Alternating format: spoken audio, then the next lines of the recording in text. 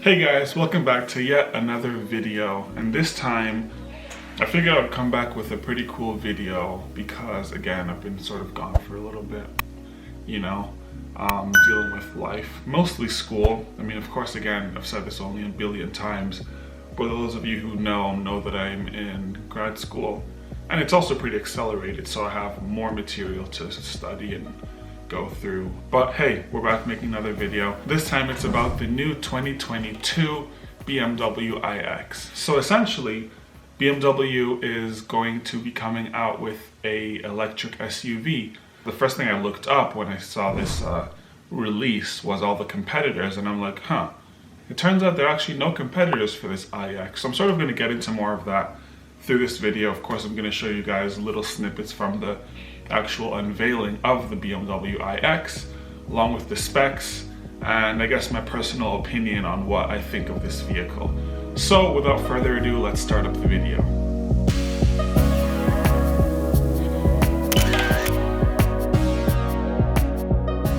So let's start off with the specs of this vehicle. We're looking at a car that's going to be giving us 500 horsepower.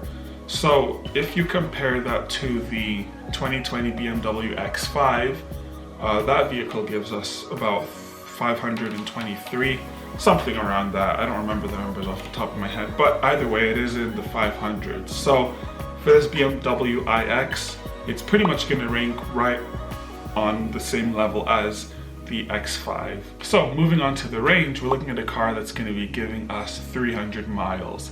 And again, comparing that to, I guess, Tesla, because they're the company that pretty much created what we know to be electric vehicles today. And for the most part, their vehicles generally tend to be in the 300 range. So again, this BMW iX doesn't really stand out too much. For the most part, it's right around the average that you would get for either a gas-powered SUV as far as the horsepower, and your average EV as far as the range. So now going to the 0 to 60, we're looking at a car that's going to be giving us a 0 to 60 in under 3 seconds. Which again, I feel like it makes sense. It sounds like it's fast. I feel like it is fast. It definitely is fast. However, when you think of an electric vehicle, you have that instant torque, which gets you off the line that much quicker than a gas-powered vehicle. So in the case of this BMW iX, it's pretty much expected that you'd be getting a car that's going to be giving us a 0 to 60 in sub 3 seconds. And lastly, I guess something that's sort of interesting to throw in there is the fact that with this vehicle, it will give the ability for the driver to be able to charge the vehicle from 10% to 80% in 40 minutes. And I feel like if you think about that, that's really come a long way from initially when Tesla came about, where you would have to charge your car for several hours. So the fact that you can charge your car for only 40 minutes, that's, I feel like it still isn't quite the same thing as going to a gas station, but I feel like if you had enough time to spare before getting to your destination, being able to charge back up in just about 40 minutes is a pretty big deal. I would say that it's a definite step in the right direction. Again, not quite the same as gas-powered vehicles, but pretty much as good as it gets for now. So moving on to the looks of this vehicle, we're looking at a car that pretty much looks like a futuristic version of an X5. I mean, I guess that more or less is what it is. I'm gonna say I don't really hate this vehicle. I don't hate the way it looks, but I also won't say that I'm the biggest fan. I have to say that like the front end, again with the grills, I guess this is the step that BMW is just going to be moving towards in the future. But the huge grill, I don't know if I'm ever going to get over it. For example, I did a video about, I believe it was the 4 Series BMW a couple of weeks or months ago. And initially I was like, oh, I hate it.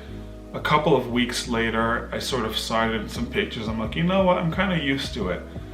And I feel like that's probably what's going to happen with this BMW i8, but I can definitely say that for now, I don't know, the front end.